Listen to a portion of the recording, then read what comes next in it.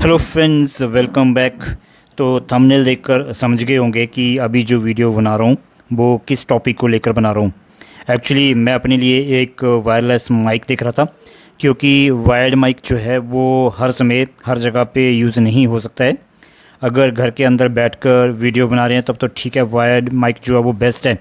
लेकिन जब हम ब्लॉगिंग करते हैं, चलते फिरते अगर वीडियो बनाना है, तो उस केस में फिर जो वायर्ड माइक है वो काफ़ी वियर्ड लगता है हाथ में पकड़ा हुआ।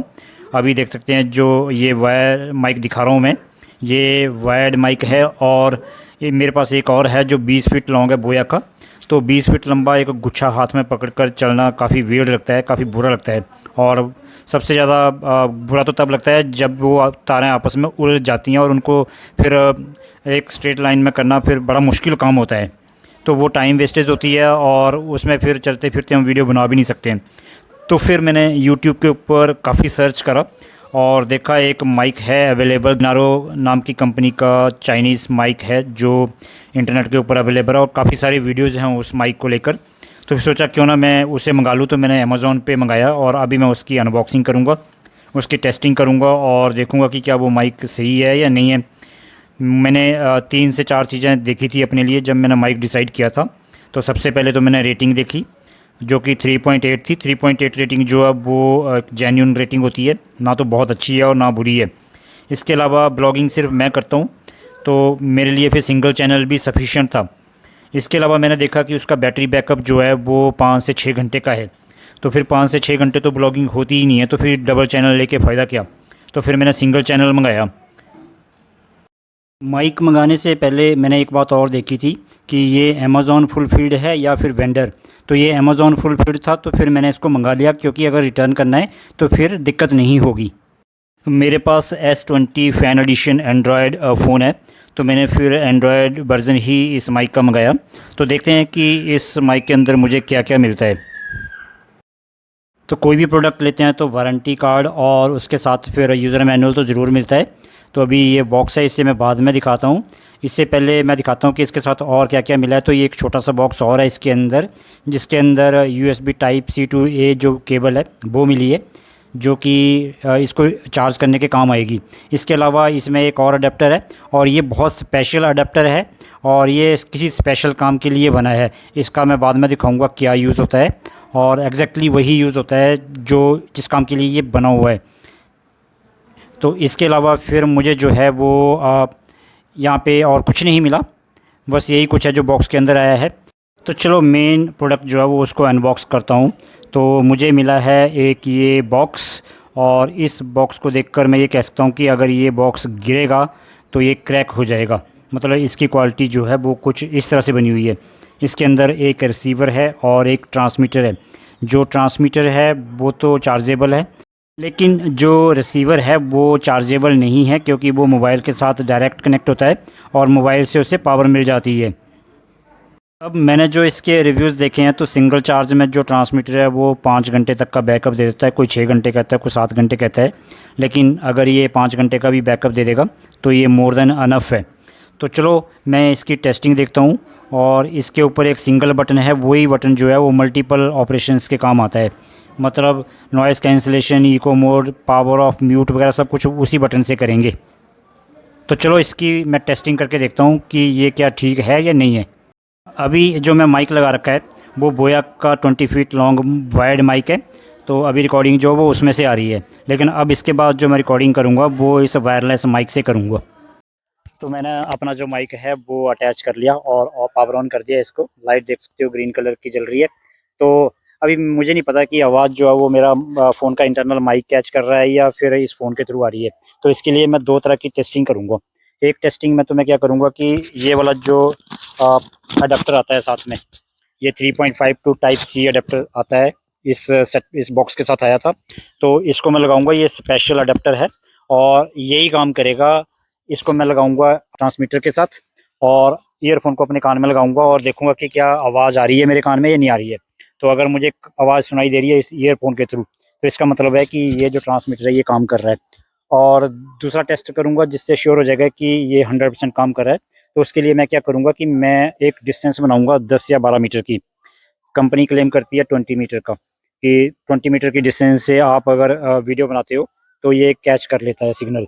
लेकिन मैं देखता हूँ, मैं ज़्यादा नहीं जाऊँगा, 10 मीटर जाऊँगा मैक्सिमम, और देखूँगा कि क्या ये ट्रांसमीटर जो है और रिसीवर ये कैच कर रहे हैं सिग्नल या नहीं कर रहे हैं। तो सबसे पहले मैं इसे अटैच कर देता हूँ। यहाँ पे इसका टाइप सी कनेक्टिविटी बनी हुई है।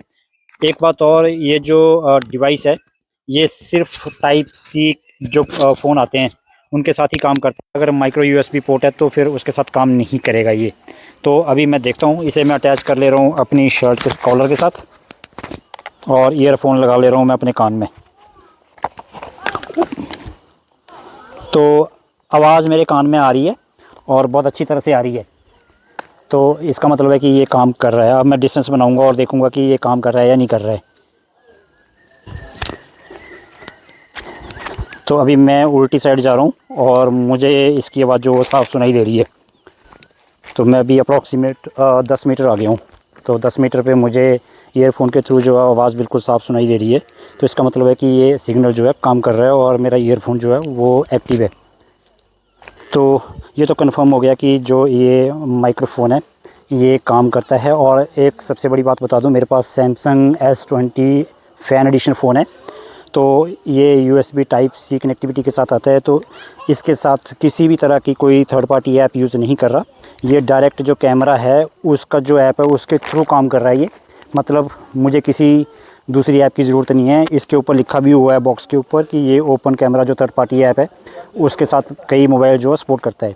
लेकिन मेरे मोबाइल में ऐसा कुछ नहीं है, ये बिना किसी थर्ड पार्टी ऐप के सपोर्ट कर रहा है। तो ये मेरे लिए फ़ायदेमंद है। और मैं देखूँगा, मुझे आवाज़ तो सुनाई दे रही है अभी ईयरफोन के थ्रू। तो ये देखूँगा मैं बाद में कि ये आवाज़ कैसी आ रही है। मैं अभी तेज़ आया तो मैं थक भी गया हूँ, मैं हाफ गया। तो अब मैं इसके दूसरे फंक्शन देखता हूँ। इस ट्रांसमीटर में सिर्फ एक ही बटन है और उसी बटन से सारे फंक्शंस कंट्रोल होते हैं। तो ये पावर बटन है, इसी को अगर लॉन्ग प्रेस करोगे तो ये बंद हो जाएगा, ऑन हो जाएगा। अगर अभी बाय डिफ़ॉल्ट इसका जो है first level noise cancellation active है। तो मैं एक बार इसे क्लिक करके देखता हूँ और देखता हूँ कि क्या होता है। तो अभी first level noise cancellation active हुआ है, पहले जो था वो एक्टिव नहीं था। तो अब दूसरा देखता हूँ। एक बार फिर से क्लिक किया तो ये 2 बार लाइट जो ब्लिंक हुई। तो ये सेकंड लेवल का नॉइज़ जो है वो नॉइज़ कैंसलेशन जो है वो एक्टिव हो गई। तो अभी कैसी आवाज़ आ रही है ये मुझे तो सुनाई दे रहा है, अच्छा लग रहा है दिखने में। मतलब कि आसपास का नॉइज़ जो है वो मुझे अभी सुनाई नहीं दे रहा, लेकिन बच्चे हैं जो चिल्ला रहे हैं। तो मैं देखूँगा वीडियो एडिट करके कि बाकी नॉइज़ आ रहा है, कितना आ रहा है। अब मैं थर्ड लेवल का नॉइज़ लेवल जो एक्टिवेट करूँगा। तो एक ही बार क्लिक करना है। तो ये 3 बार लाइट ब्लिंक करी। तो अभी जो है ये थर्ड लेवल नॉइज़ जो है वो एक्टिवेट हो गया। तो अभी आवाज़ जो है वो बाहर की और ज़्यादा बंद हो गई होगी। तो मैं देखूँगा वीडियो देख के कि आवाज़ कितनी आ रही है। तो मैं फिर से इसे एक बार क्लिक करूँगा। तो ये नॉइज़ कैंसलेशन जो है वो अब 0 लेवल का हो गया, मतलब नॉइज़ कैंसलेशन जो है वो कैंसिल हो गई। तो अब मैं इसे 2 बार डबल क्लिक करूँगा और ये म्यूट मोड पे चला जाएगा।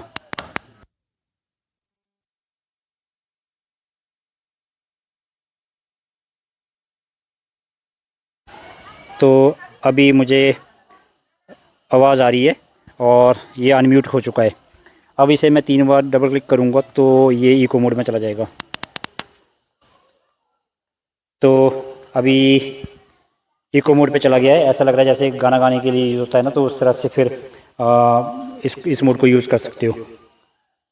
अभी दोबारा फिर से मैं 3 बार क्लिक करूँगा तो ये इको मोड जो है वो इसका कैंसिल हो जाएगा। तो अभी इको मोड जो है वो कैंसिल हो चुका है, क्योंकि मुझे जो ईयरफोन में वो मेरी नॉर्मल आवाज़ सुनाई दे रही है। तो मैं इसे अभी पावर ऑफ कर दे रहा हूँ और उसके बाद फिर ये लॉन्ग प्रेस करना पड़ेगा तो पावर ऑफ हो जाएगा।